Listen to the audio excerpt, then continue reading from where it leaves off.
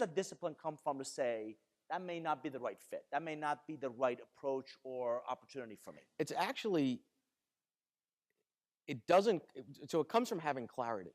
And when Okay. you have clarity, you can prioritize effectively. Clarity about where I'm going, clarity about what's important to me. Clarity around who your work has the most impact for, clarity around what your focus is, clarity around what you're trying to achieve at the granular level, you know, as well as the big picture level, and clarity around what's going to get you there, right? So if you're a speaker, there's lots of reasons to speak, right? One is for your fee, another is because it's a strategic fit. So if that group called you and you said, it really doesn't fit into my bigger plan, but the fee is high enough that offsets a cost of a day, sure, it makes sense, but do that from a place of awareness versus, you know, if your goal is to only speak in front of clients that bring you other things, that wouldn't be an opportunity for you.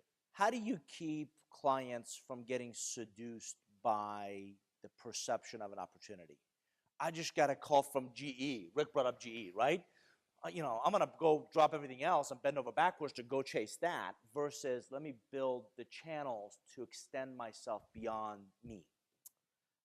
Well, one is everybody wants to work with the best companies and the best and the brightest, whatever.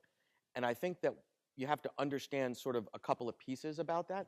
I've seen people go broke trying to sell into the Fortune 1000s and the Fortune 50s because, by the way, the sales cycle is pretty damn long, right?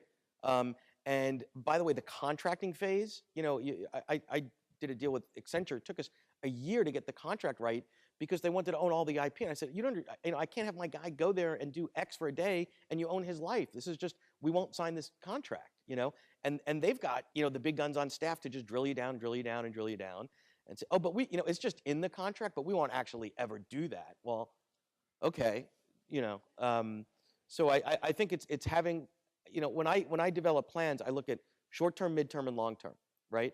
And being in the corporate arena, the big corporate arena, is where I spend a lot of time, but you have to have enough fuel in the tank to get you there, right? So what are the things that you're going to do short-term and long-term, which might not be ideal from a strategic perspective, but they're ideal from this perspective of you like to eat 3 times a day, right? So what are you doing to sort of keep the engine moving?